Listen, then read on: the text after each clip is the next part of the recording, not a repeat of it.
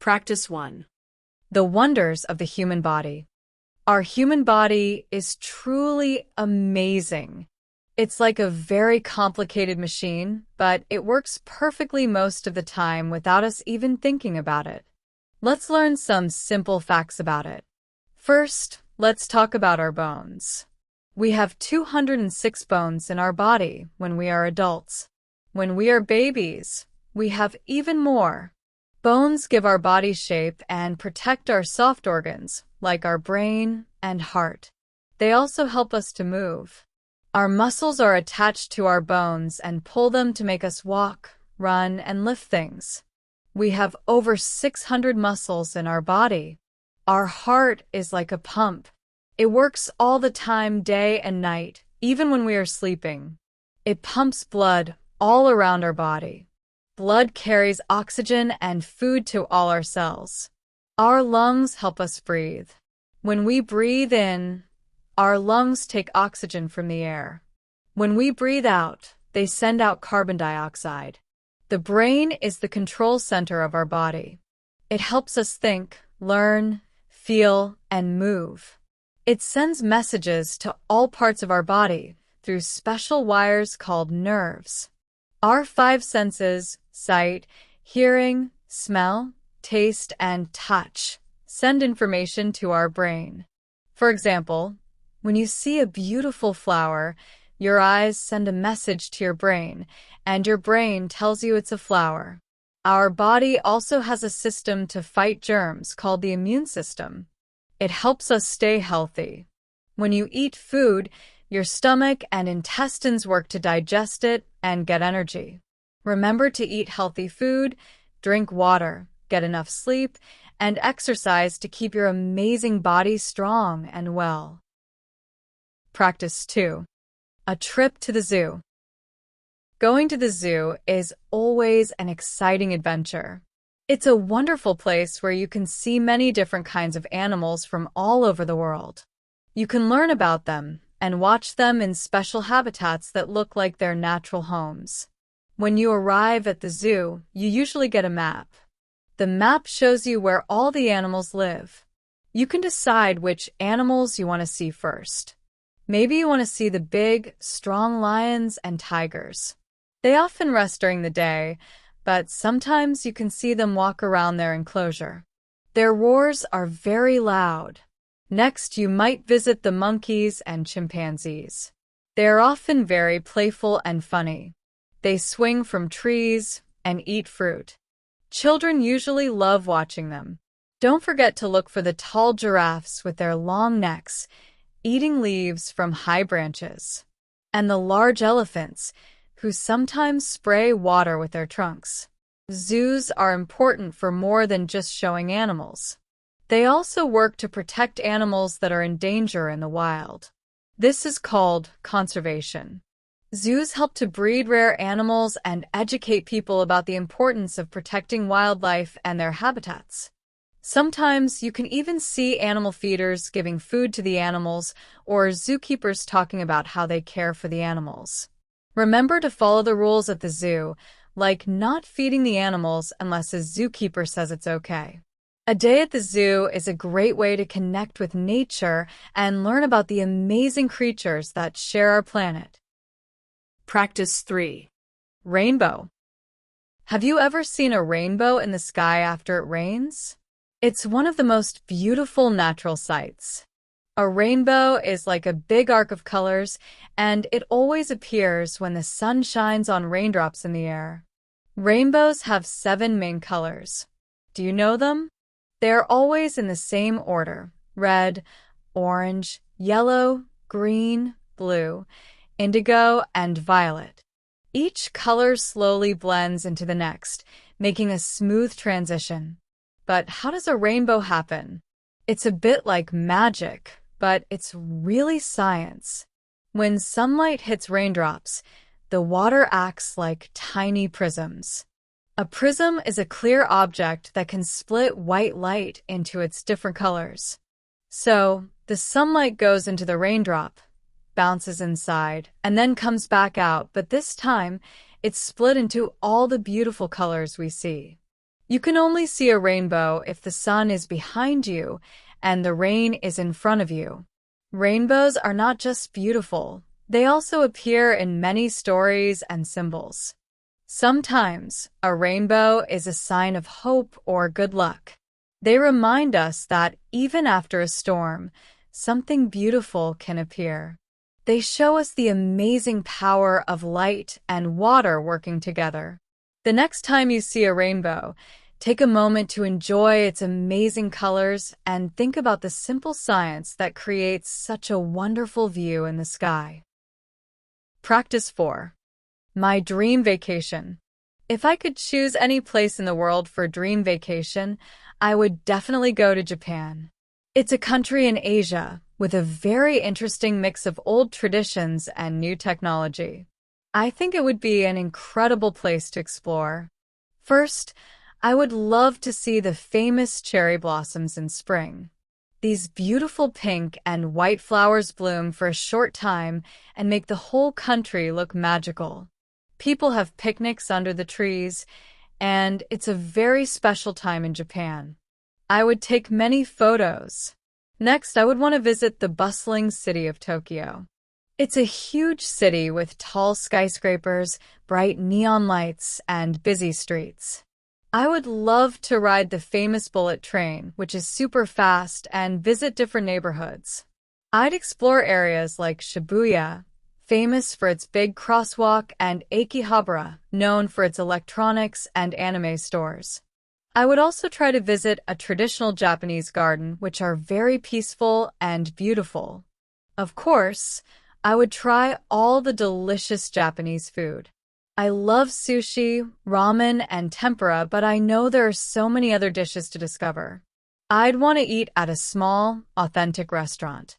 I would also try to visit some old temples and shrines, like the ones in Kyoto, to learn about Japan's rich history and culture. Maybe I could even see a sumo wrestling match. A trip to Japan would be a journey of amazing sights, tastes, and unique experiences. It would be an unforgettable adventure. Practice 5. How paper is made. Paper is a very common material, but its making process is quite interesting. Most paper is made from wood. First, trees are cut down, and their logs are taken to a special factory called a paper mill. At the mill, the bark is removed from the logs. Then, the wood is cut into small pieces called wood chips. Next, these wood chips are cooked in large machines with water and chemicals. This process turns the wood chips into a soft, wet material called pulp. Pulp is basically wood fibers that have been separated.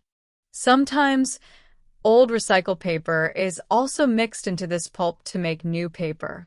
This is good for the environment because it means fewer trees need to be cut down. The pulp then goes through a cleaning process to remove any impurities. After cleaning, it is often bleached to make it white. Then, the cleaned pulp is spread very thinly onto a large, fast-moving mesh screen. Water drains away from the pulp, leaving a mat of fibers. This mat is then pressed between large rollers to squeeze out more water and make the paper strong and smooth.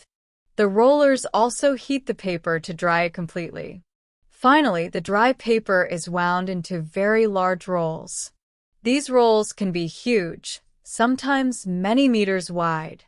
From these big rolls, the paper is then cut into smaller rolls or sheets of different sizes, ready to be used for books, newspapers, notebooks, and many other things we use every day. So, the next time you use a piece of paper, remember the journey it took from a tree to your hand. Practice 6. The joy of learning a new language. Learning a new language is like opening a door to a whole new world. It can be challenging, but it is also very rewarding and lots of fun. When you learn a new language, you don't just learn words, you also learn about new cultures and ways of thinking. One of the biggest benefits of learning a new language is being able to communicate with more people. Imagine traveling to another country and being able to talk to the local people in their own language. You can ask for directions, order food, and have real conversations. This makes your travel experiences much richer and more enjoyable. You can make new friends from different parts of the world. Learning a new language also helps your brain. Studies show that it can improve your memory and problem-solving skills. It makes you think in different ways. It's like giving your brain a good workout. You become better at focusing and multitasking. There are many ways to learn a new language. You can take classes, use apps on your phone, watch movies with subtitles, or listen to music in that language. Practicing speaking is very important, even if you make mistakes. Don't be afraid to try. Every new word you learn is a step forward. Even just knowing a few basic phrases can make a big difference. So, if you're thinking about starting, go for it. The journey of learning a new language is an exciting one. Practice 7. The story of pizza. Pizza is one of the most popular foods in the world. People eat it everywhere from small towns to big cities. But where did this delicious dish come from? Its history is older than you might think. The idea of putting toppings on flatbreads has been around for thousands of years in different cultures. Ancient Egyptians, Romans, and Greeks all ate flatbreads with various ingredients on top. However, the modern pizza that we know today with tomato sauce and cheese really started in Naples, Italy. In the 17th and 18th centuries, poor people in Naples needed cheap and fast food. They started putting tomatoes on their flatbreads, and this was the beginning of modern pizza. At first, it was a simple street food. Over time, different toppings were added. A very famous story says that in 1889, a pizza maker named Raphael Esposito made a special pizza for Queen Margherita of Italy. He wanted to make a pizza with the colors of the Italian flag: red, tomatoes; white, mozzarella cheese; and green, basil leaves.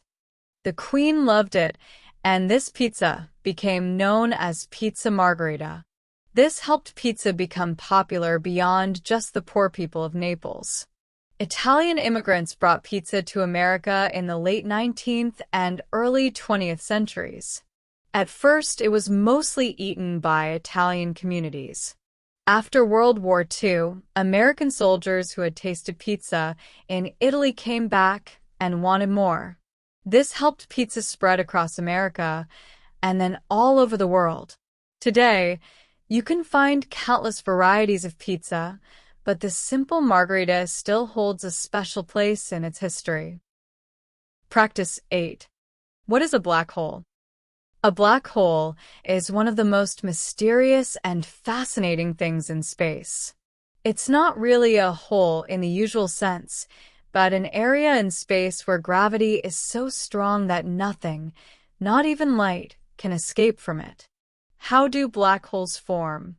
Most black holes form when a very, very massive star dies.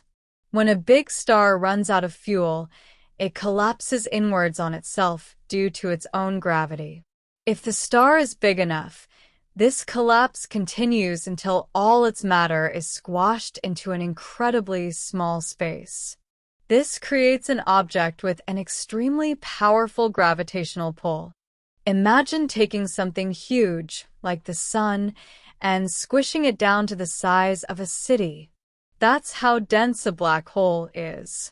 Because black holes have such strong gravity, they pull in everything around them. If you get too close, you can't get out. Not even light, which is the fastest thing in the universe, can escape once it crosses a certain point called the event horizon. This is why we call them black holes, because no light comes from them. They are invisible. We can't see them directly. So, how do scientists know they exist? They can see the effects of black holes on nearby stars and gas. For example, stars orbiting around an invisible point very quickly might be orbiting a black hole. Also, when gas falls into a black hole, it heats up and creates X-rays, which telescopes can detect.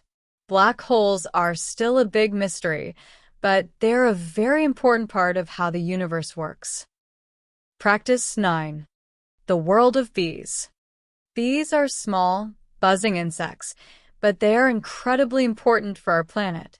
They live in large groups called colonies, often in a special home called a beehive. There are many different types of bees, but honeybees are perhaps the most famous. One of the most amazing things bees do is make honey. Bees collect sweet liquid called nectar from flowers. They bring it back to their hive and turn it into honey. Honey is food for the bees, especially in winter, but humans also love to eat it. Bees also make beeswax, which they use to build their honeycombs. But bees are important for more than just honey. They are also amazing pollinators. When a bee visits a flower to collect nectar, tiny grains called pollen stick to its body. When the bee flies to another flower, some of this pollen falls off.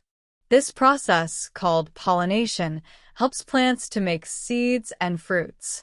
Many of the fruits, vegetables, and nuts we eat, like apples, strawberries, and almonds, need bees to pollinate their flowers. Without bees, we would have much less food. Inside a beehive, there are different types of bees. There is one queen bee who lays all the eggs. There are many worker bees who are all female. They do all the jobs, collecting nectar, making honey, cleaning the hive, and taking care of the baby bees. There are also a few drone bees which are male, and their only job is to mate with the queen. Bees are very busy and organized creatures, working together to keep their colonies strong and healthy. Practice 10. The story of jeans. Almost everyone in the world owns a pair of jeans. They are comfortable, durable, and very popular. But where did these famous blue pants come from? The story of jeans is quite interesting and began many years ago.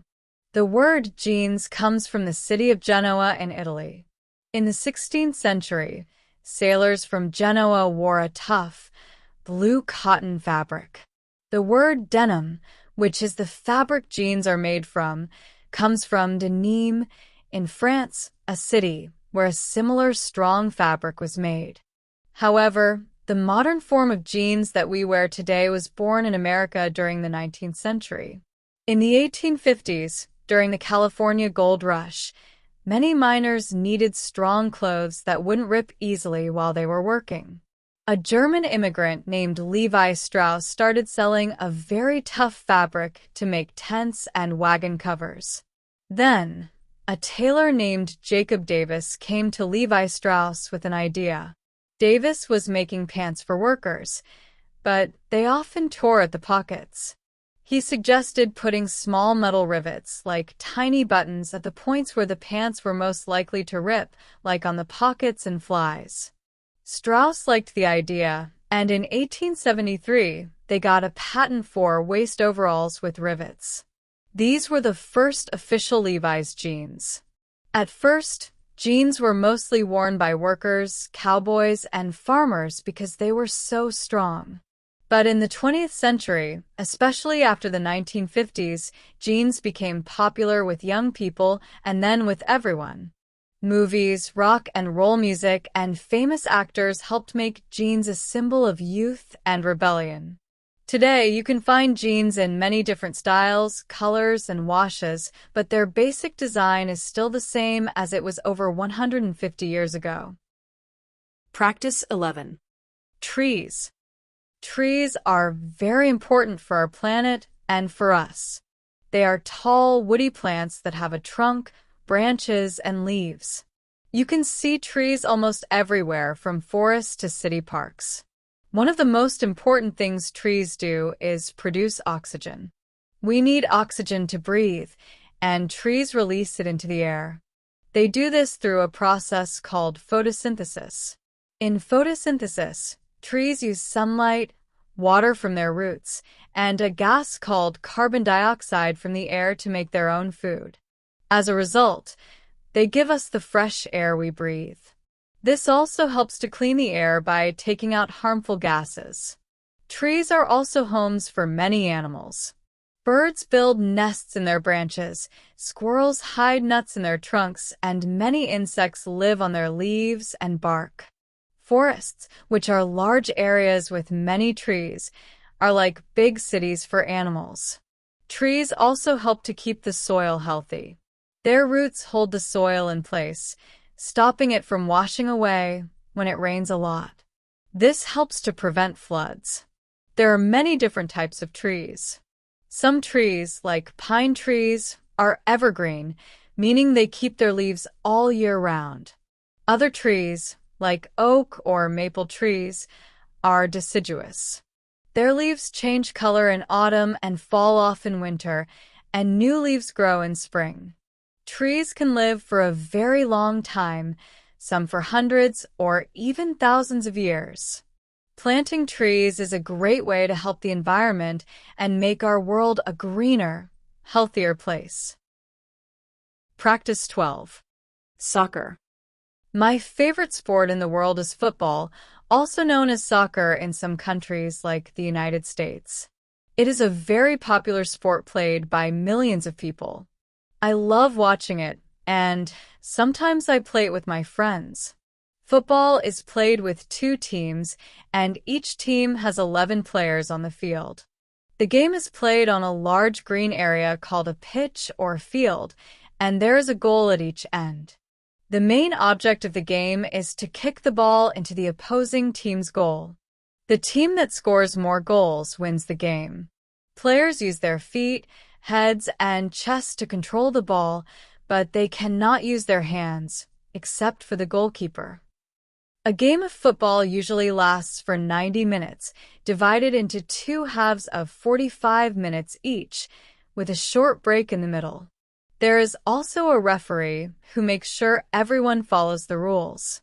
I enjoy football because it's fast-paced and exciting. You never know what will happen next. There are amazing dribbles, powerful shots, and incredible saves by the goalkeepers. I also love the teamwork involved in football. Players need to pass the ball, communicate with each other, and help their teammates. It teaches you about working together to achieve a common goal. When my favorite team scores a goal, I feel so happy and excited. Football brings people together from all over the world, cheering for their teams and sharing their passion for the beautiful game. It's truly a global sport. Practice 13. A world of information. The internet is an amazing invention that has changed our lives in many ways. It's like a huge network that connects computers and devices all over the world. With the internet, we can find information, communicate with others, and do many fun things. One of the most useful things about the internet is information. If you want to know something, you can type your question into a search engine like Google, and in seconds, you can find millions of websites with answers. You can learn about history, science, animals, or how to cook something new. Students use the internet for their homework, and adults use it for work and learning new skills. It's like having a giant library in your home. The internet also helps us to communicate. We can send emails to friends and family in different cities, or even different countries. We can use social media platforms to share photos and updates, or video call services to talk face-to-face with people far away.